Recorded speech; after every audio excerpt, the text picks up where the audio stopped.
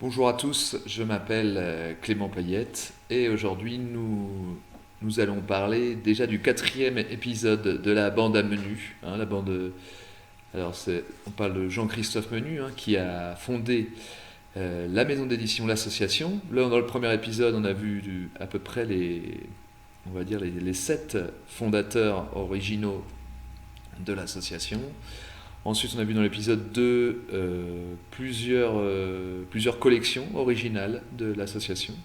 Dans le troisième épisode, on a vu une des collections les plus intéressantes, puisqu'il a donné naissance à plusieurs récipiendaires, plusieurs vainqueurs du Grand Prix de la ville d'Angoulême. Voilà, je vous rappelle, c'est le festival d'Angoulême, c'est le plus grand festival de la bande dessinée d'auteur. Aujourd'hui, on arrive déjà dans le quatrième épisode. Et vous avez un petit peu le titre. Loubapo, c'est à la fois, on va dire, une sorte de collectif d'auteurs de bande dessinée, mais c'est aussi une collection, une des énièmes collections de l'association. Voilà, alors il y a eu déjà 6 opus au total, puisqu'on parle pas d'opus, mais d'opus pour la collection Oubapo de l'association. Là, c'est la première collection avec pratiquement la plupart des membres de l'Oubapo originel. Et ils sont arrivés déjà jusqu'au numéro 6. Je crois qu'à la moitié, ils ont commencé, si je ne me trompe pas, on va dire fin des années 90, 1997, il y a la date, on ne va pas se perdre.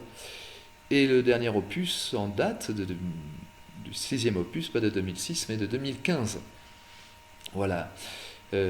Entre ces deux opus, en fait, il y a eu, on va dire peut-être de nouveaux arrivants, mais en général, c'est la majorité des membres sont restés dans cet ouvroir. Oubapo, qu'est-ce que ça signifie C'est, on va dire, la suite de l'Oulipo, l'ouvroir de la littérature, des potentiels de la littérature, ouvroir de littérature potentielle, dont les plus connus sont Raymond Queneau ou Georges Perec. Ici, je crois que vous pouvez voir La Disparition, une célèbre œuvre de Georges Perec dans le cadre un petit peu de l'Oulipo, c'est-à-dire exploiter toutes les potentialités de la littérature. Et dans ce livre, dans La Disparition, par exemple, vous avez l'idée de Georges Perec, c'était de faire tout un roman en retirant la lettre, sans utiliser, pardon, la lettre E. C'est très difficile puisque c'est la lettre la plus utilisée dans un livre en français du moins. Voilà. Et donc l'Oubapo, c'est pas l'Oulipo, mais c'est plutôt l'ouvroir potentiel de bande dessinée. Donc voilà, ils vont exploiter le potentiel de toutes les bandes dessinées, mettre la bande dessinée sans dessus-dessous, voilà, sans faire de mauvais jeu de mots, puisque on va arriver justement avec une histoire qui nous vient plutôt des États-Unis, du début, si je ne me trompe pas, du début du siècle, qui s'appelle, avec un nom très compliqué, qui s'appelle The Upside Down of Little Lady Love King and Old Man Muffalo. Grosso modo, en français, ça a été peut-être très mal traduit. Alors, The Upside Down, c'est dessus-dessous. Vous pouvez voir ici d'ailleurs sur cette double vignette. Pourquoi? Ça a été traduit, je crois, par les inverses de la petite dame Lovekins et du vieux Muffaro. En fait, au début du siècle, Monsieur Gustave Verbeck, qu'on va voir tout à l'heure, voilà, s'est inspiré aussi d'autres dessinateurs avant lui, qui avaient remarqué que parfois des dessins, si vous les mettez, vous savez, si vous les mettez à l'envers ou à l'endroit des fois, ça peut faire quelquefois le même dessin ou un dessin autre. Et justement dans cette bande dessinée, alors normalement c'est toute une planche, ou qui raconte au départ l'histoire alors soit d'une femme ou soit d'un homme. Ici, je crois que c'est plutôt la femme, voilà, qui a été, qui, on dirait, que se fait manger par un énorme oiseau. Et quand vous continuez alors c'est pas quand vous continuez la bande dessinée, c'est quand après vous mettez la bande dessinée dans l'autre sens. Et d'ailleurs, on peut voir ici que la bande dessinée était mise dans l'autre sens, pas toute la planche, mais sinon seulement une case, pardon. Ici, on peut remarquer que finalement, c'est plus un oiseau, on a l'impression que c'est une île sur l'eau. Il y a des arbres, donc qui formaient au départ les pieds du sort de l'oiseau géant. La tête de l'oiseau, du perroquet, s'est transformée en énorme poisson et finalement dans une barque qui ici est un bec. Ici, ça vient plutôt la barque du monsieur, de monsieur Moufarou. Voilà, c'est l'ancêtre finalement un petit peu de Lou Bapo. Même justement, je crois qu'ils ironisent l'équipe de Lou Bapo en disant que c'est un plagiat avant la lettre, hein, on va dire des idées de Lou Bapo. Monsieur Gustave Verbeek, une sorte de pionnier un petit peu justement de l'ouverture des potentialités de la bande dessinée. Un des autres pionniers, qui est d'ailleurs nommé hein, par l'équipe de Lou Bapo. Alors, l'équipe de Lou Bapo qui est formée surtout d'auteurs de bande dessinée, mais aussi de théoriciens de la bande dessinée. La cage, c'est, on va dire, un classique. Alors, c'est pas vraiment, je ne sais pas si on peut qualifier ça de bande dessinée. Ça a été qualifié aussi plutôt de roman visuel, hein, de Martin Van James. Donc, c'est une histoire inspirée selon l'intéressé, hein, de la contre-culture du nouveau roman. Je crois que c'est une sorte de, si je me rappelle bien, je crois que c'est une sorte de zoom, hein, une sorte de, plus vous tournez les pages et plus vous arrivez à, plus on avance en fait, dans une sorte de monde déshumanisé. Là, vous voyez, enfin, je sais pas, on peut reconnaître un peu des taches. On ne sait pas si c'est des taches de sang, des taches d'huile, des taches de pétrole. On a un monde sans personnages. Peut-être ici la référence au nouveau roman justement, où, où il n'y a pas un personnage classique comme on le connaît bien. Donc voilà, Monsieur Martin Van James aussi qui a été peintre aussi, je crois, et qui a vécu d'ailleurs en Normandie, je crois près de Ectolobert. Donc un des pionniers, hein, des pionniers internationaux, hein, alors plutôt plus anglo-saxon. Hein, Martin Van James, je crois, est un sujet britannique.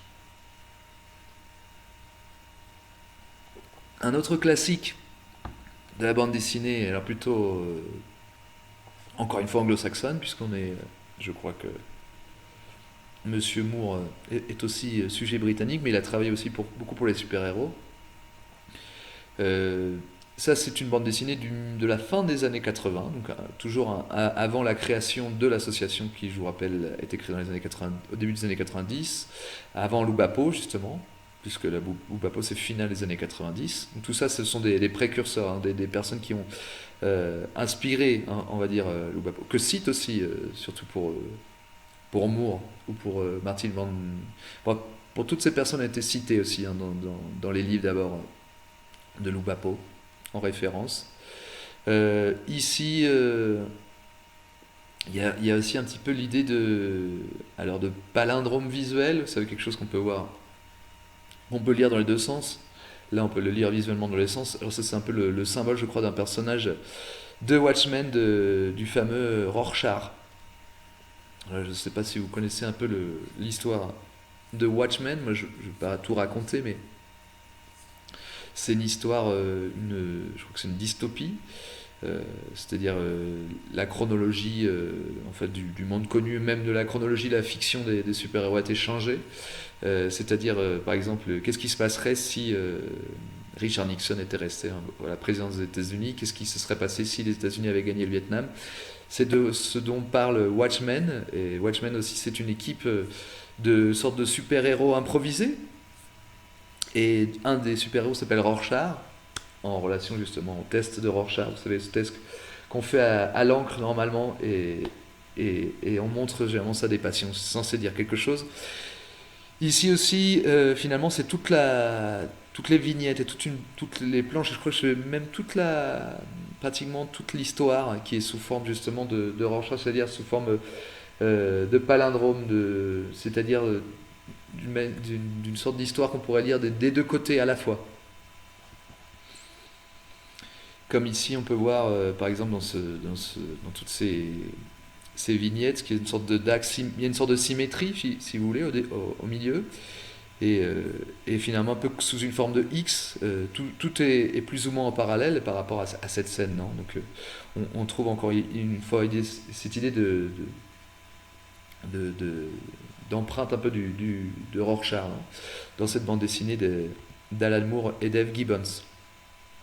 Voilà, donc ça c'est un peu les initiateurs hein, de, de jouer avec les potentiels de la bande dessinée. Il y en a d'autres, peut-être de plus en plus radicales peut-être. Nogegon, c'est aussi un titre palindrome justement, puisque c'est un titre qu'on peut lire dans les deux sens et qui veut dire la même chose. Ici, cette histoire de Nogegon, des frères Skyten, si je prononce bien. Justement, je l'ai sous la main peut-être, je peux vous montrer. Voilà, si vous voulez, il y a une symétrie durant tout l'album, c'est assez intéressant. Alors, pardon, j'ai montré le début et la fin, mais voilà, au début, l'héroïne là, que vous voyez sur la page principale va rejoindre un monde qui lui paraît très symétrique. C'est étonnant puisque justement toutes les vignettes de cet album ont un parallèle. Par exemple, là je vous ai montré le début, et là je vous montre la fin, vous voyez. C'est un peu la même chose, sauf que la femme était remplacée par un homme, mais je ne sais pas si vous avez remarqué, mais c'est la même, exactement, la même taille de vignette. Et tout a une symétrie finalement dans cette histoire. Je crois que un personnage qu'on tue au départ, finalement ressuscite à la fin. Il y a toute une idée de symétrie, mais ici vraiment dans toute l'histoire.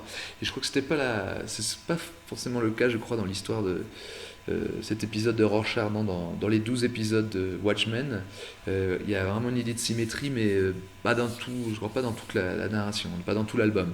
Au contraire de Nogegon, qui est vraiment là, on est de plus en plus dans une radicalisation finalement du jeu, finalement d'un jeu narratif sur la symétrie et un jeu esthétique finalement. Voilà les frères Skyton.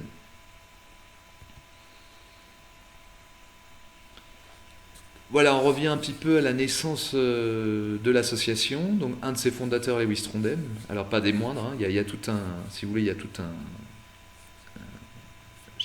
j'ai tout un, une émission finalement sur une capsule, si vous voulez, sur Lewis Trondheim, si vous voulez voir en détail un petit peu sa carrière. Donc, c'est un des éléments les plus actifs, les plus intéressants peut-être de l'association, qui est toujours d'ailleurs au sein de l'association. Au début de sa carrière, je ne sais pas si vous vous en rappelez, il était un petit peu en train d'expérimenter. C'était pas un grand dessinateur.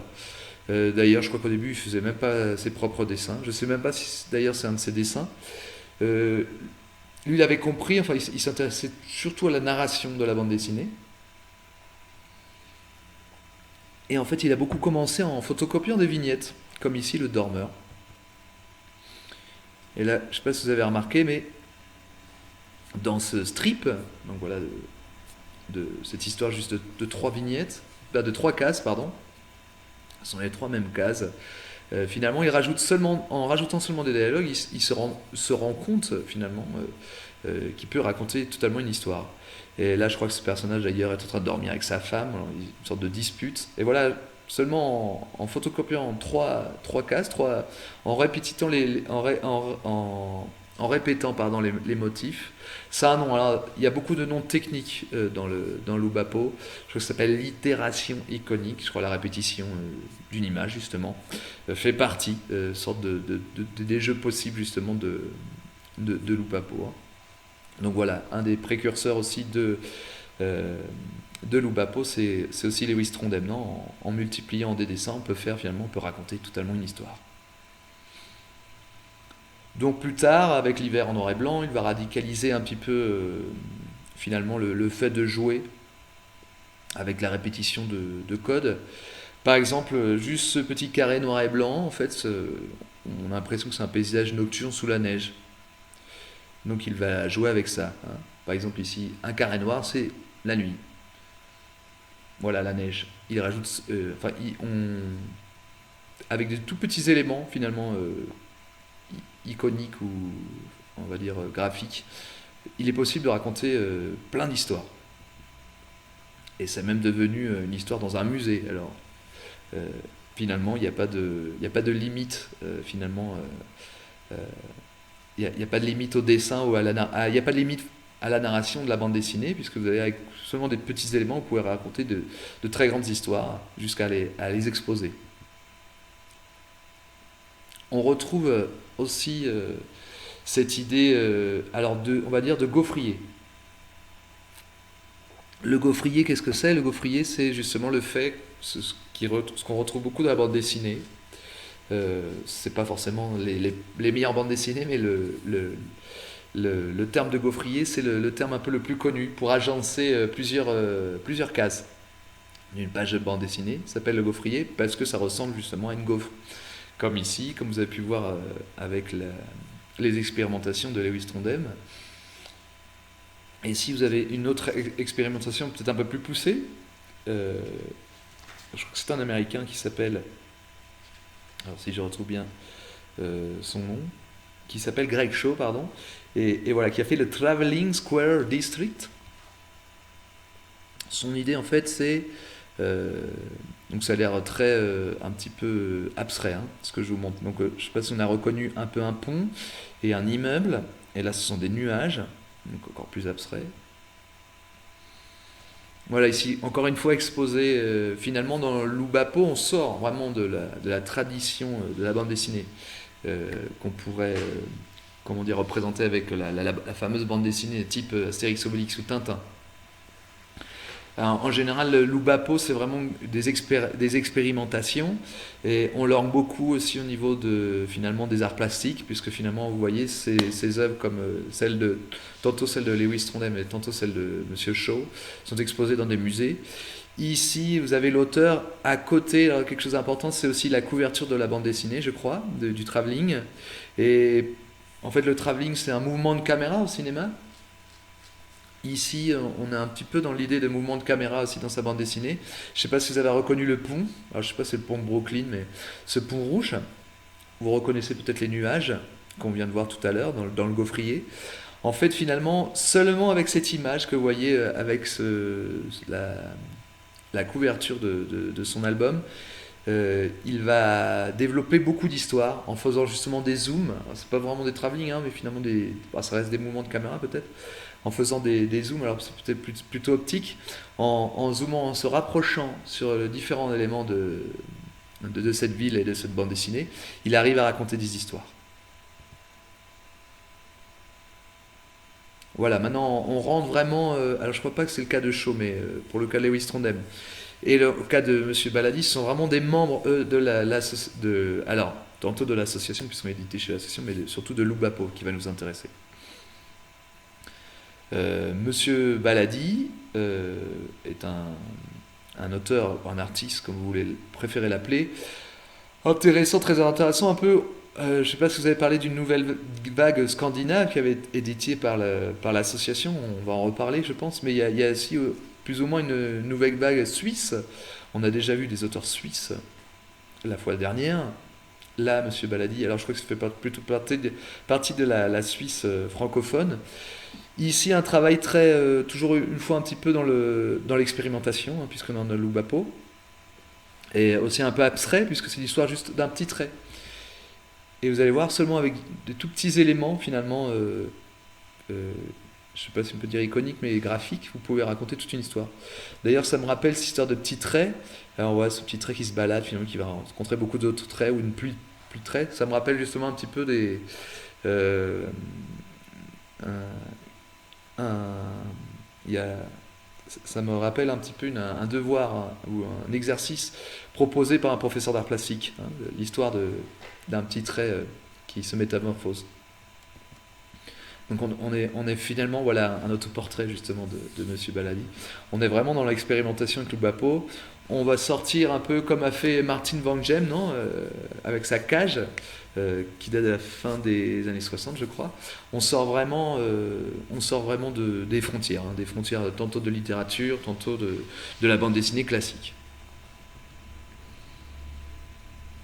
Voilà, un autre, là on va voir très rapidement, je crois que c'est Monsieur Kunning. Pareil, les choses minimalistes. L'histoire de trois rois, mais finalement c'est seulement une goutte qui leur tombe dessus. Et, euh, et voilà, seulement avec des petits éléments, des petits éléments graphiques, des fois on peut raconter toute une histoire. Un autre Suisse, justement, Himnal Rabin. Alors c'est un surnom, hein, je crois qu'il est appelé aussi IBN seulement. Voilà, il va jouer aussi, encore une fois, avec les codes de la bande dessinée. Ici, ça va être plutôt avec les codes de la bulle, hein, vous savez, le globe, hein, qui sert à faire parler les personnages. Alors là, c'est un jeu entre bulles et cases, vous allez voir dans Splendeur et misère du verbe. Ici, par exemple, les cases peuvent devenir des bulles. Donc les cases nous racontent quelque chose, mais là sous forme de bulles, comme si c'était des dialogues. En fait, il n'y a pas de frontière en fait ici entre écriture et dessin. Les deux signifient quelque chose. Donc finalement, c'est une sorte d'histoire, hein. C'est pas forcément d'approche ou de divorce avec ce jeu de cases. Et puis, on peut exploiter finalement ce jeu ou ce mélange dans tous les sens, hein. Premièrement, la quatrième case a l'air d'un dialogue, mais finalement aussi la troisième case était le dialogue de la sixième case. On se perd un petit peu, mais c'est assez jouissif comme détournement, hein, des cases et des bulles. C'est Monsieur Ibn al-Rabin. Une autre personne qui détourne beaucoup les codes, qui s'édite lui-même et qui d'ailleurs aussi qui a beaucoup d'humour, c'est Monsieur Benoît Jacques.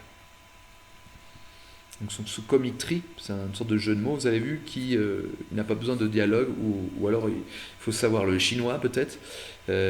Mais ici, en fait, l'idée, c'est un peu de comprendre les dialogues sans les lire vraiment. Juste peut-être seulement avec la graphie, on comprend un petit peu ils sont en train de faire une farce à ce personnage. Non, voilà, détournement encore une fois. Avec son portrait imaginaire, Monsieur Benoît Jacques. Même les plus grands noms aussi de la bande dessinée. Pourquoi les plus grands noms? Emmanuel Guibert a été récipiendaire 2020, hein, très récemment, du Grand Prix de la ville d'Angoulême. On en a parlé, je crois, la fois dernière. Avec Va-et-Vient. Va-et-Vient, qu'est-ce que c'est? C'est pas un homme qui va et qui vient. Mais Va-et-Vient, justement, il faut y voir peut-être un petit côté... pas un côté anecdotique, mais plutôt aussi un côté, pourquoi pas, érotique. Le va-et-vient aussi, c'est une technique érotique. Ici, il se frotte au paillasson. Pardon, on ne lit pas très bien. Donc, il peut, de manière très littérale, il peut se frotter au paillasson, mais aussi, c'est aussi une technique aussi au lit, de se frotter au paillasson. Donc, voilà, un détournement d'une phrase, finalement, peut donner lieu à plusieurs interprétations. Voilà, aussi, encore une fois, un détournement de Monsieur Guibert, qui fait un petit peu partie de l'équipe de Lou Bapo, finalement. Alors une autre personne, un autre grand auteur à l'intérieur de l'association, c'est Monsieur Stéphane Blanquet avec sa morphologie variable. La morphologie variable est encore plus radicale, je crois, que Nogegon des frères Skeuten, puisque là l'idée c'est vraiment lire une histoire dans l'ordre normal, traditionnel, et la relire en commençant par la fin et en terminant par le début. Et ça donne une histoire différente, même si c'est finalement les mêmes cases. Donc ça, c'est ça l'idée de morphologie variable. Voilà, alors par exemple ici, on va lire, vous allez voir l'histoire, c'est les 4 mêmes cases, hein. Ici, on a l'impression, si on lit de manière traditionnelle, de gauche à droite, et puis de haut en bas, on voit cette femme un peu forte, qui est abordée par un homme dans la rue, qui va la remercier, qui va l'inviter au restaurant. Donc c'est une personne très chic, et cette femme est très contente. Mais si on lit, on va dire, alors pas exactement comme les mangas, mais en commençant, en allant de droite à gauche, si, comme dans les mangas, mais en allant cette fois de bas en haut. On voit cette femme qui mange beaucoup, l'homme a l'air finalement un peu étonné, et finalement, il va la remercier, il va l'abandonner dans la rue. Voilà, c'est un peu le type. Cette double histoire que vous pouvez lire dans cette histoire de morphologie variable. D'ailleurs, elle a été éditée de manière à ce que vous lisez tranquillement une histoire dans son ordre, dans l'ordre normal, classique, et ensuite c'était édité de manière à ce que vous remet la même histoire, mais dans le désordre, c'est-à-dire en commençant vraiment par le début, par la fin, en commençant par la fin et en terminant par le début. Voilà, et vous verrez un peu plus l'histoire de cette femme de morphologie variable qui va changer de forme. Voilà Monsieur Blanquet. On vous a vu qu'il travaille aussi par exemple les ombres chinoises ou les marionnettes. C'est vraiment une personne multiforme, hein.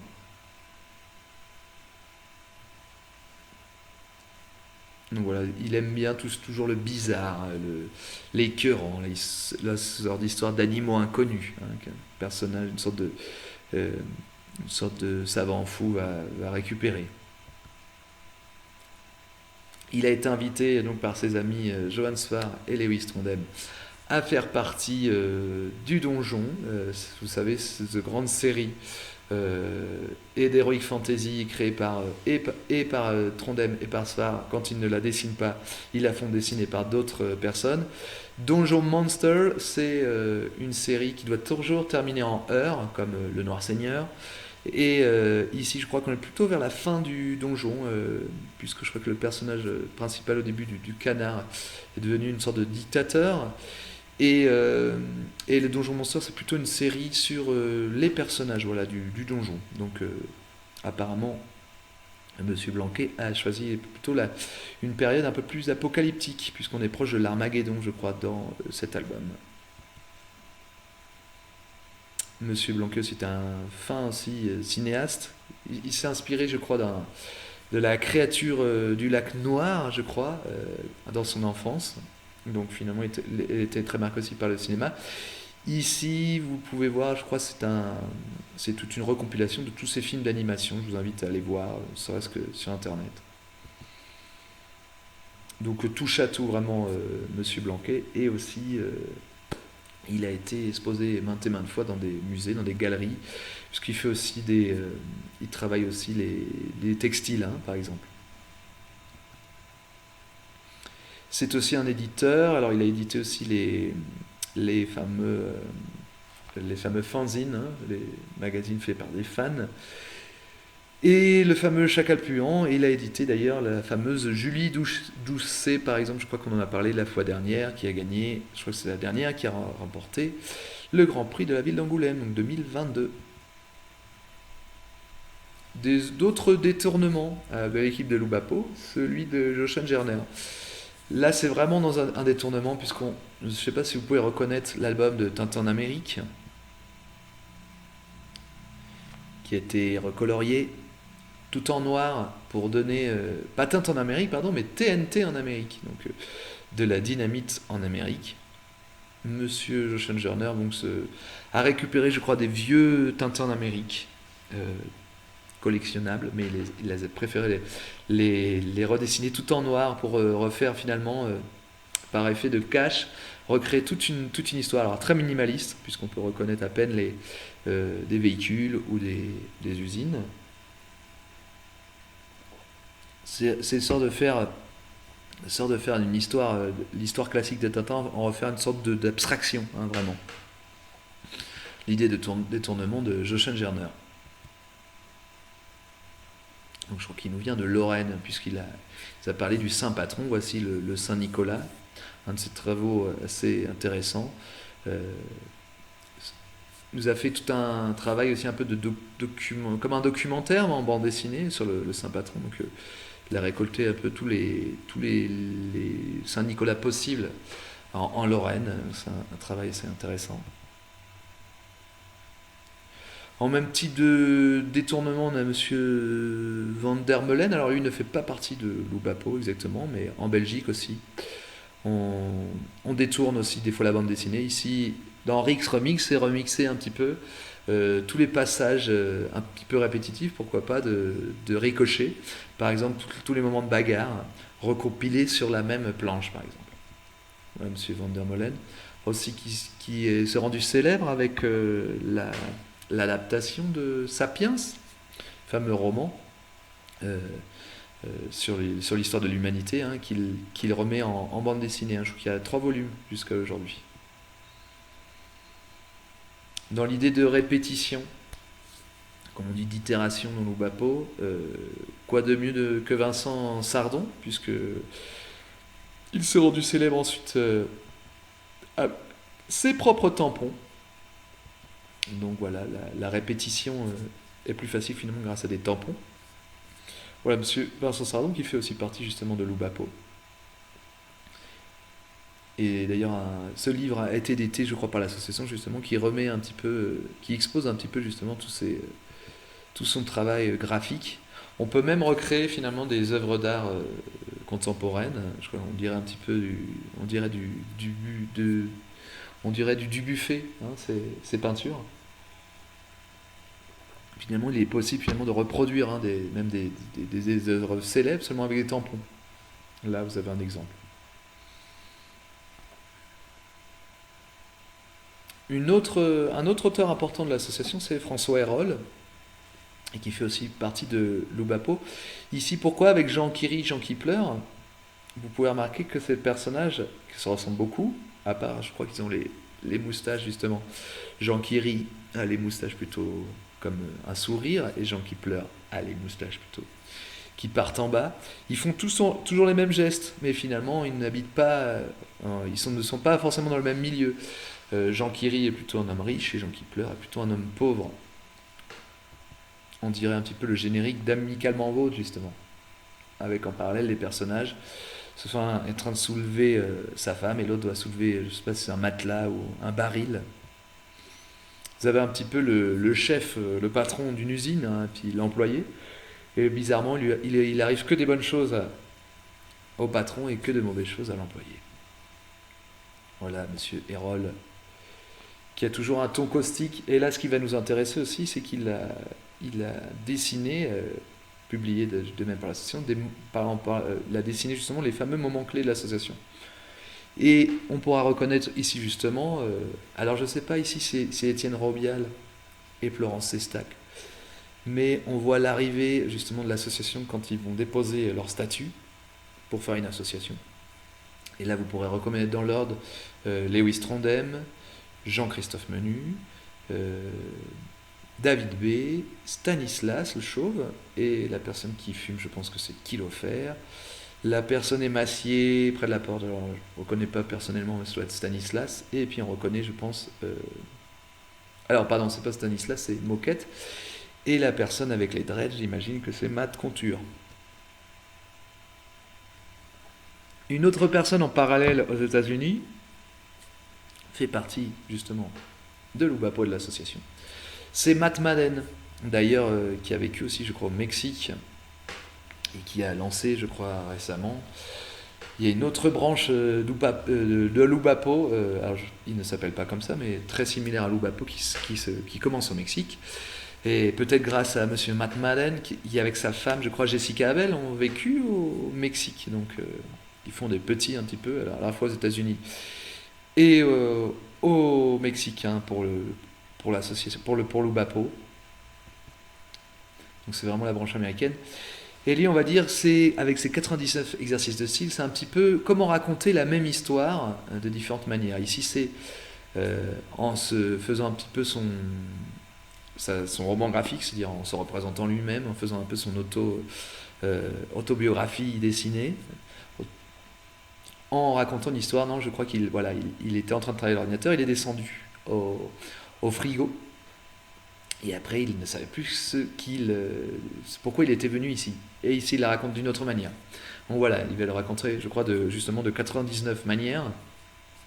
Comment raconter, finalement, seulement avec un petit speech, il est possible de raconter 1000 histoires, ou de le raconter de 1000 façons différentes. C'était un petit peu l'idée de ces 99 exercices de style.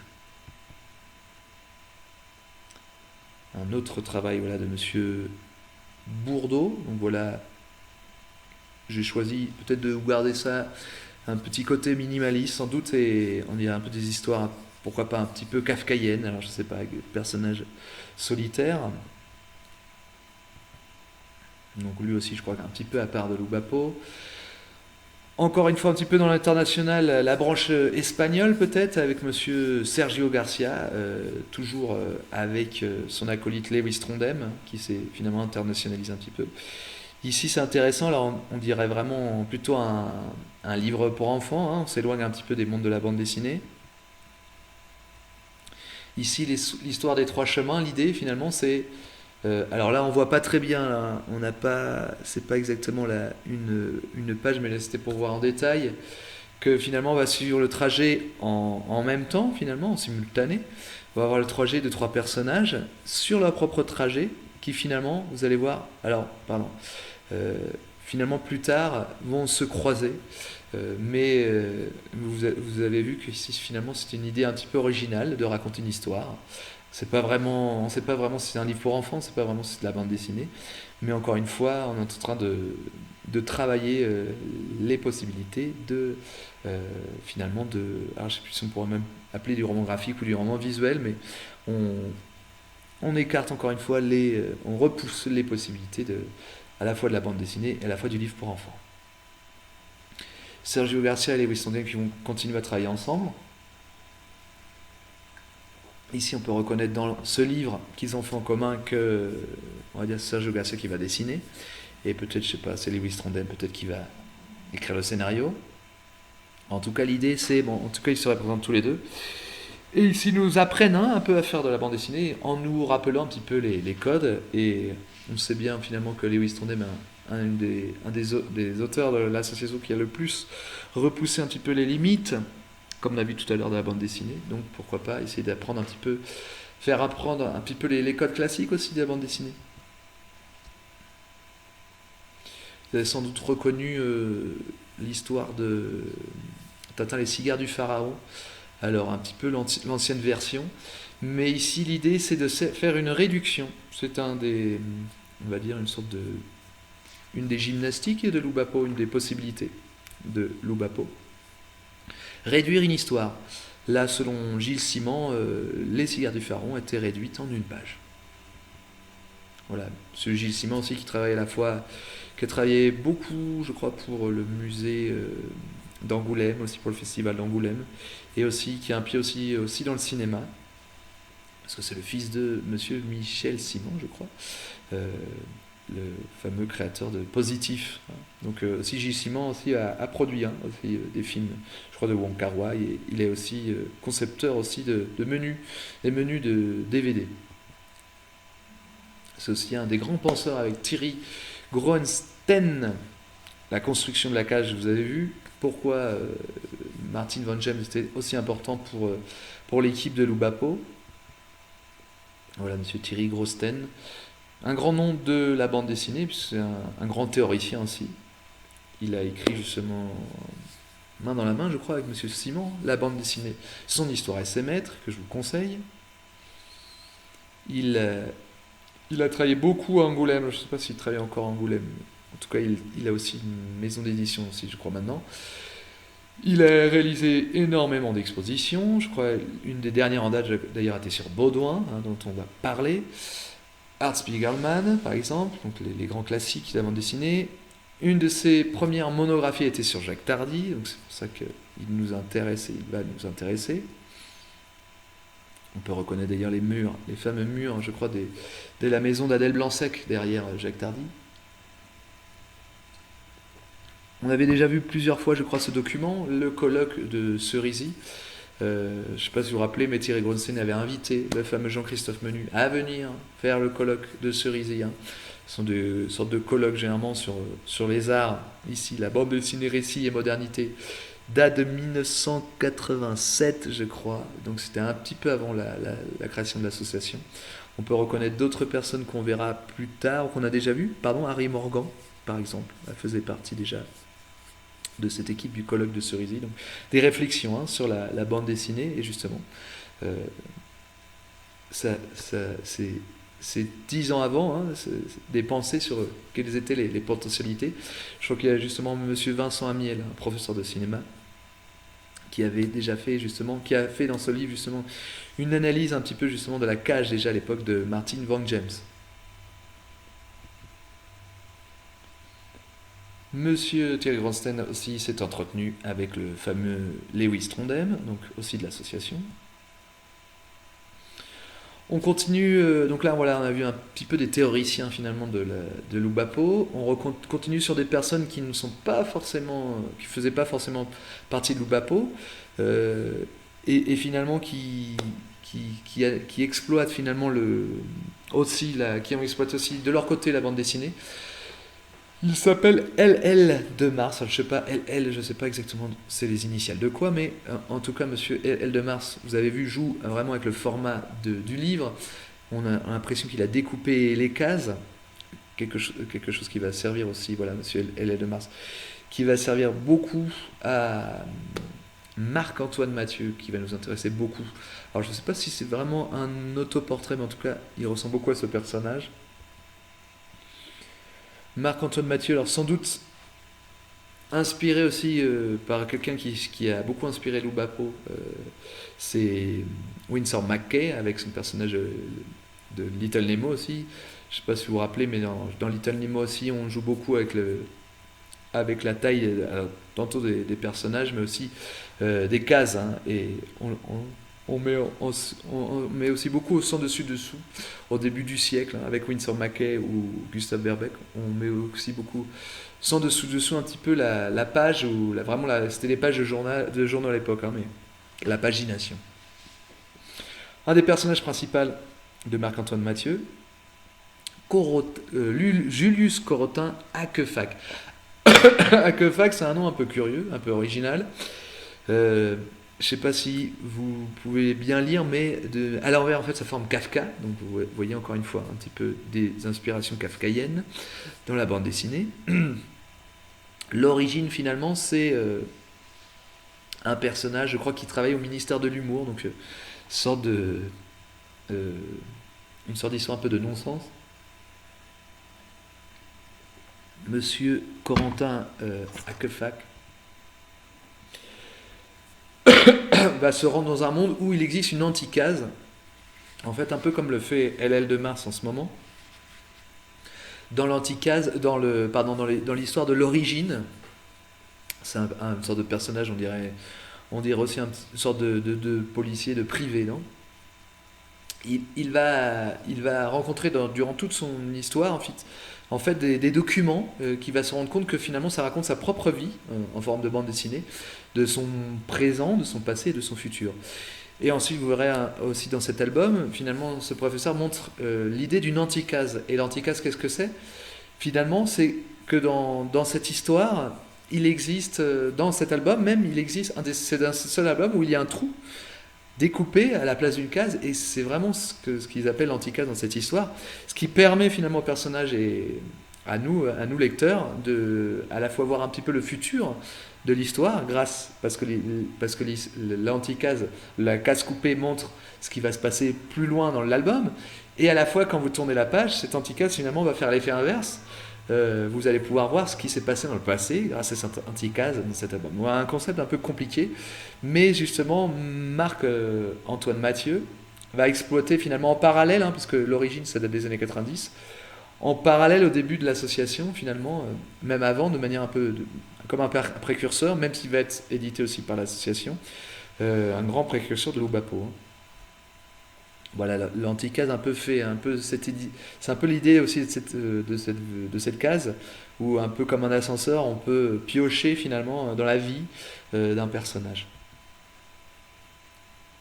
Voilà, et finalement ce personnage, son album s'appelle L'Origine, mais il va retrouver des pages du même album dans lequel il vit ou dans lequel il habite. Donc c'est assez intéressant. Sera analysé d'ailleurs justement dans le premier opus, hein, de Lou Bapo. Voilà, ici c'est assez rigolo puisque il montre à quelqu'un qu'ils sont dans l'histoire, non, et il y a un jeu finalement de répétition à l'infini. Marc-Antoine Mathieu aussi qui va un peu pousser les potentiels de la bande dessinée, tellement aussi qu'il va finalement faire d'autres travaux finalement qui s'éloignent un petit peu de la bande dessinée, mais qui exploitent d'autres domaines. Ici on exploite un petit peu le labyrinthe. Vous allez voir que finalement Lou Bapo, on est proche de la logique du jeu à chaque fois. Il dit dans cet album qui s'appelle, alors je sais pas, c'est une vidéo de 3 minutes, 3 secondes je crois plutôt. Ici, alors, sous forme de gaufrier, on est vraiment dans un zoom, mais cette œuvre aussi existe sous forme de film d'animation, je crois, je crois pas de 3 secondes, peut-être de 3 minutes. Mais sous forme d'un zoom, on va rencontrer une sorte de... On va se mettre un peu dans une sorte de... dans la recherche un petit peu d'une sorte de scène de crime. Voilà, Marc-Antoine Mathieu qui, aidé aussi de la technique, finalement, va rentrer dans la réalité virtuelle aussi. Donc voilà, c'est dans des projets finalement plein d'avenir. Peut-être pourquoi pas retrouver Marc-Antoine Mathieu dans le multiverse aussi. On est beaucoup dans les jeux aussi chez Jason Chiga, je crois, qu'il s'appelle comme ça, qu'on prononce comme ça, Jason Chiga, on va l'appeler du moins. On est vraiment dans le jeu ici dans vanille ou chocolat. On n'est pas forcément dans un grand dessin. On ne sait pas trop si on est dans le manga. Ici, c'est un livre et 3856 histoires possibles. Oui, parce que vous allez voir, ici, il va falloir choisir. Comme lecteur, il va falloir être actif. Comme dans les livres où vous êtes le héros, on est vraiment ici, on est à la fois, on a un mélange. Cette fois, on a effacé un peu la frontière entre le livre dont vous êtes le héros et la bande dessinée. Et ici, il est possible d'avoir des milliers finalement de possibilités dans cette histoire, il va falloir choisir premièrement, et c'est aussi peut-être pourquoi le titre du livre, quand le glacier va nous demander, ou le marchand de glace va nous demander quelle saveur on veut, comme le personnage, il va falloir dire si on veut chocolat ou vanille. Et vous allez voir ici sous un système un peu de tube, sorte de, on dirait un peu d'une plomberie, hein, vous allez pouvoir changer le destin de ce personnage.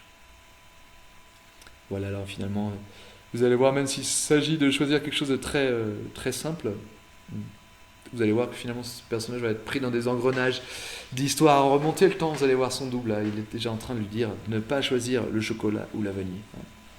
Il y a des histoires, vous allez voir des histoires à remonter dans le temps. Voilà. Ici, avec Anne Barraou aussi, on va développer finalement des jeux de Loubapo. Le cocktail, qu'est-ce que c'est? Ce sont des dés avec différentes cases sur chaque face. Et finalement, si vous tirez les dés, hein, les 3 dés, finalement, vous allez pouvoir recréer une histoire. C'est le jeu du cocktail. Donc, estampillé Loubapo. Hein. Le domipo, qu'est-ce que c'est? Finalement, un domino, mais à jouer avec des cases aussi. Donc j'imagine à la fin, quand le domino est terminé, vous devez avoir réalisé toute une histoire. Voilà, voici Anne Barraou, qui je crois a travaillé aussi avec, si je ne me trompe pas, avec Lewis Trondheim et David B. Donc vraiment main dans la main avec les acteurs de l'association. Il existe aussi le Screwbapple, alors je ne sais plus si c'est d'elle ou d'Étienne Lécroâtre. Voilà, essaye de faire justement, à la place de faire des mots, comme le Scrabble normal, ici dans le Screwbabble, vous devez faire des petits strips, hein, des petites séquences de bande dessinée, hein, qui doivent avoir du sens, j'imagine. Comme une phrase Scrabble doit avoir du sens. Voilà ici.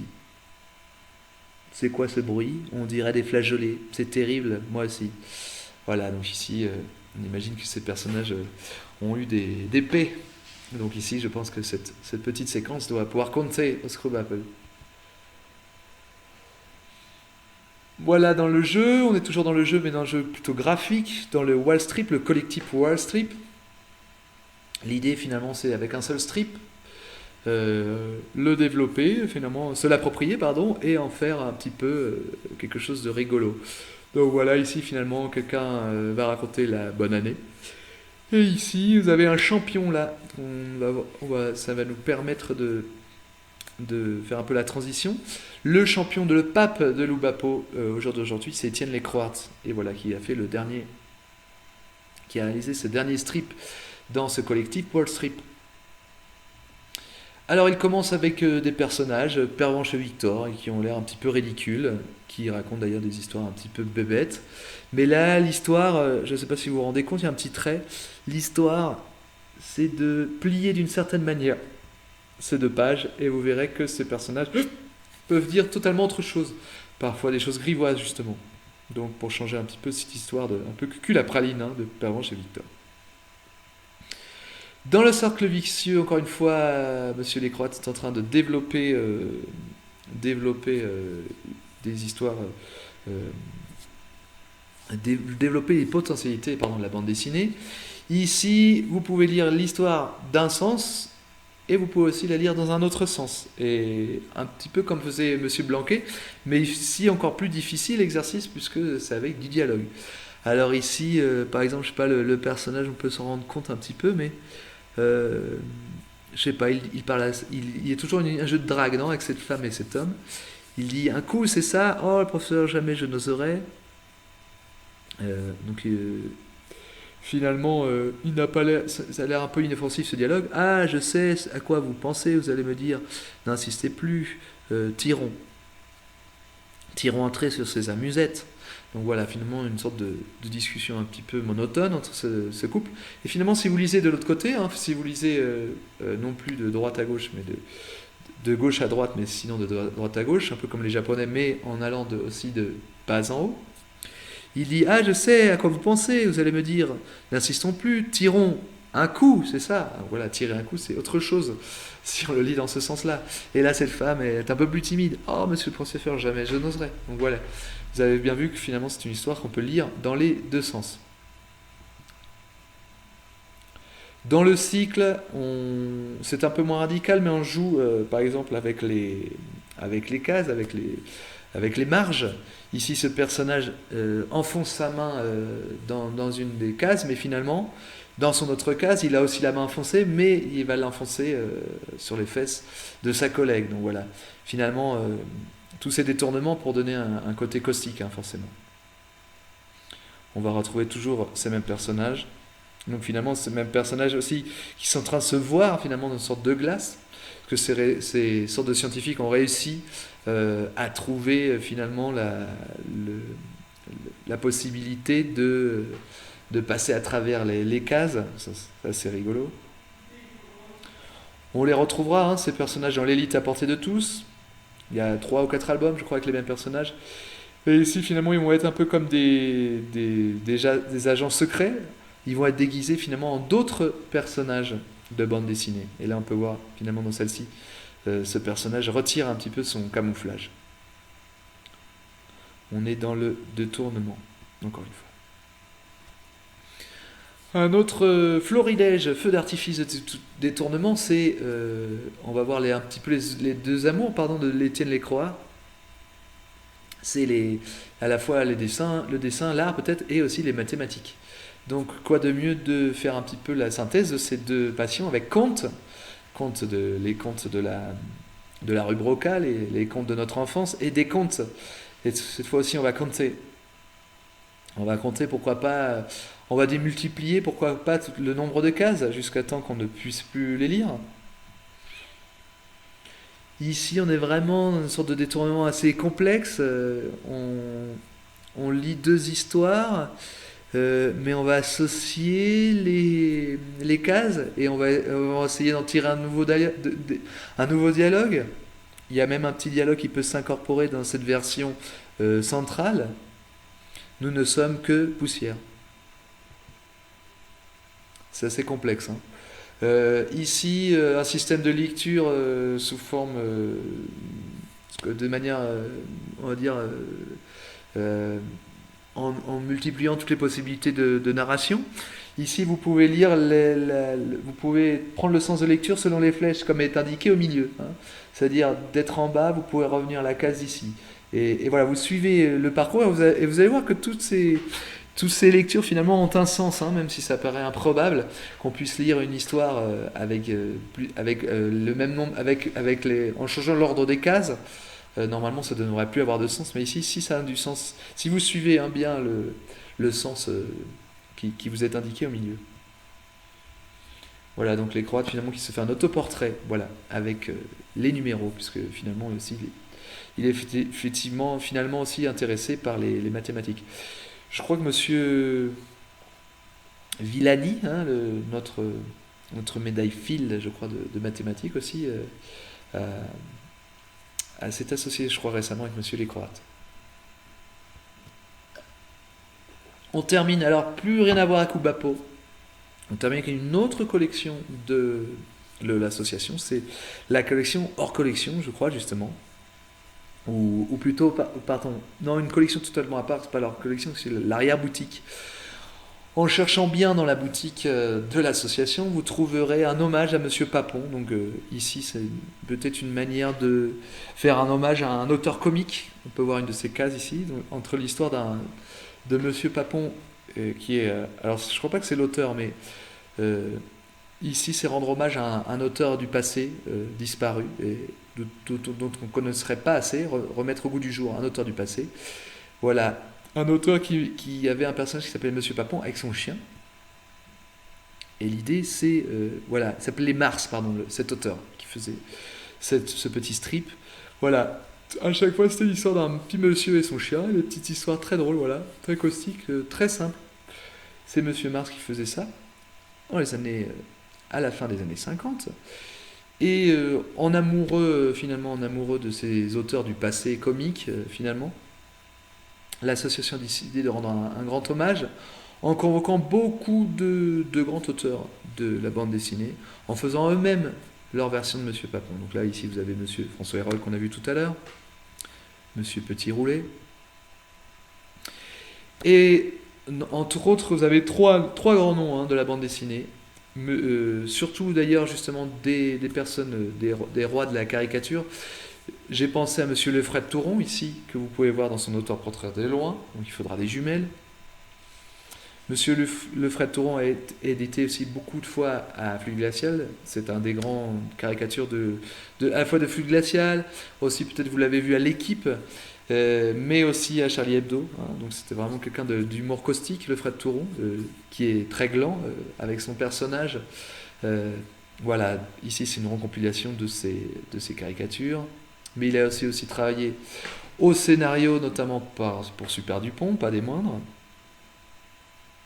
Un autre qui a travaillé pour l'association, pardon, cet hommage à Pimpon, c'est Monsieur Munoz. Hein. Monsieur Munoz est un auteur, bien qu'argentin, hein, il a fui la dictature dans les années 70, mais je crois que maintenant, justement, il s'est installé en France, autre récipiendaire du Grand Prix de la ville d'Angoulême. Il est surtout connu pour Alaxinaire, hein, avec son compatriote, Monsieur Sampaio, je crois, au scénario. Ils ont fait ensemble une sorte de privé, hein, un privé dans la digne lignée justement des détectives privés, hein, un petit peu crade, là, qui se lève le matin, qui va aux toilettes. Et voilà, Monsieur Munoz aussi est très connu surtout pour son dessin, et blanc, noir et blanc surtout. Hein. Vous pouvez voir là ici, vous avez un travail très représentatif.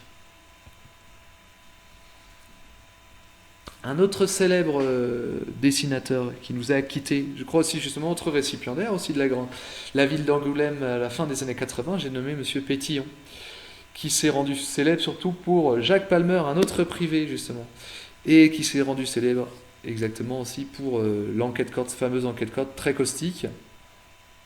Là on a un petit extrait qui caricature vraiment les Corses, par exemple, qui ne peuvent pas parler, qui ne seront jamais des délateurs. Ici, le personnage principal veut aller à Rossignoli et le taxi, le chauffeur lui dit ah c'est votre droit.